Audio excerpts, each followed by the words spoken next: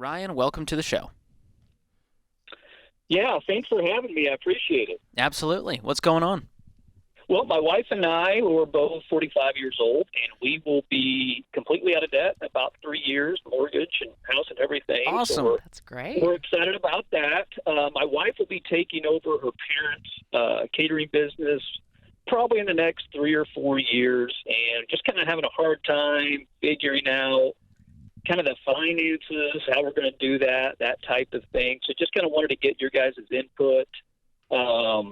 They've kind of basically have said that they want her to kind of run it and then kind of split the profit 50-50. And I don't think they've really planned much for retirement. I'm not sure if that's necessarily the best way to do it. We want them to have a good retirement. We want them to enjoy retirement, but it kind of feels like it's going to be a pretty big burden on my wife and a strain on the business. We would rather not, have to take out a loan to buy the business, and that type of thing. So they're saying, hey, instead of you buying the business from us and giving us money, we can do this where we get a certain percentage of the profit over a certain period of time. Well, the period of time's kind of they're kind of... They want it forever? That's the retirement plan? That's pretty much. Yeah, I'm not taking that deal. Yeah. What happens if they live 35 more years?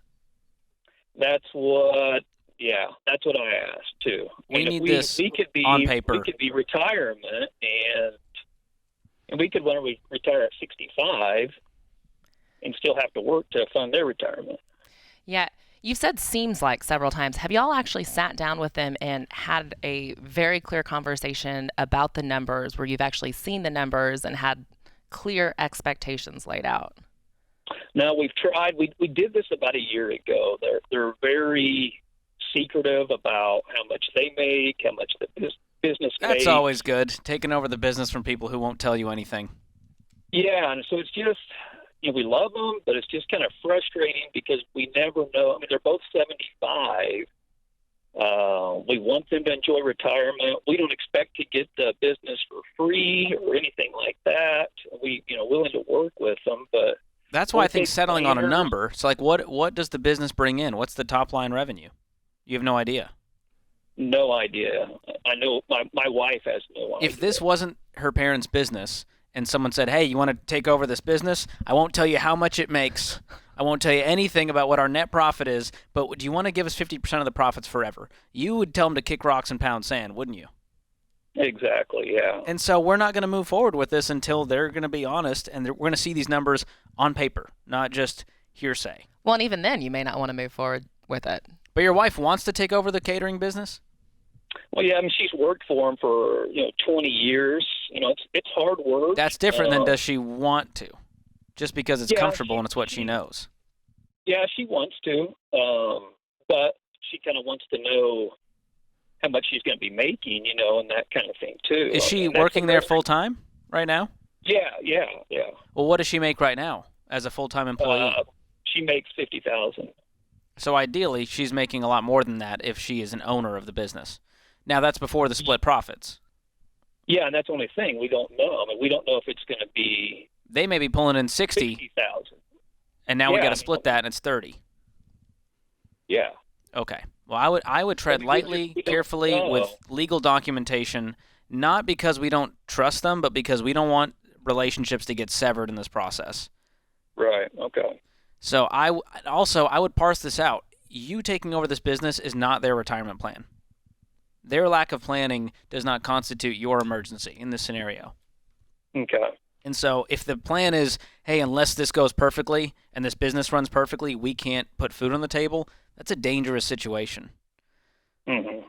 And so I would make sure that we have very clear rules on what this is going to look like. Because what happens if there's a down year?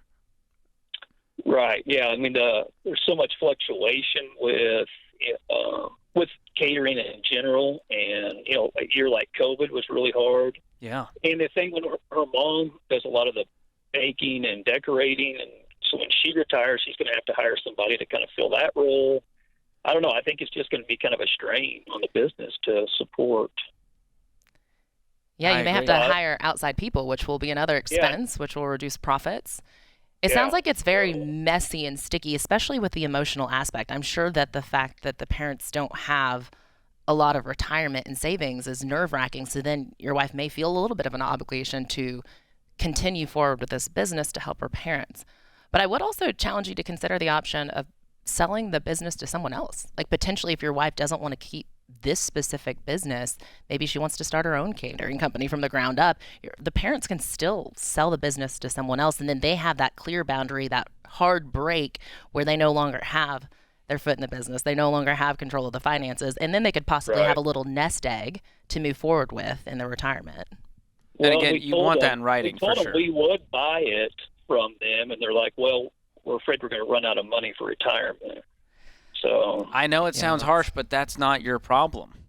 And so you Right. say, hey, I'm willing to purchase it outright, but we're not going to do this deal where you just get 50% forever. We're not comfortable with that. Unless you say you get 50% up until X number, and we call that good. And if you never hit Well, that what number, would you that's a guys risk they're suggest taking as well. a number of years to do that. All this to say, this is messy, and it's given me anxiety, and so I would tread with a lot of caution here and get everything on paper. And even if in the contract, you might want to say, hey, we have the right to sell this business and give you half of whatever the sale is and call that good. And if Okay. they go, well, that's not enough for us, well, sorry, that's what we agreed to. Because who knows? Okay. I don't want your wife stuck with this because now she's trying to cover her parents' retirement plan. Yeah. Right. I would also encourage you, when you sit down to have this conversation, you may need to have a third party in the room, like an attorney who can kind of bring some reality to that conversation. Because with it being her parents, it might be easy for them to say, hey, like, don't cross this boundary. Like, I'm the parents, you're the daughter. Well, and they can bring in a lot of emotion and drama and Right. manipulation. And go, we raised you. You Yeah. owe us this. And you need someone Sure. who can be completely objective and just bring the facts and say, this is what is normal in a business transition. This is what is expected. And it's not personal, it's not feelings, but this is To what is protect healthy. both parties, Right. and they'll have ways they can structure it to where it protects both of you. Okay. So, and what are you Well- working full time outside of this business? Yeah, I teach. Yeah, so I work full time, and you know we're we've got a 401k and an IRA. Good. And I w- stuff. So we're on a good good plan. I think we just kind of need to get this ironed out. Yeah. Well, and you guys being completely debt free, house and everything 3 years from now is going to help out this whole situation because you've Right, got yeah. wiggle room and margin in case the business takes a few years to get off the ground if she does take it over. Okay.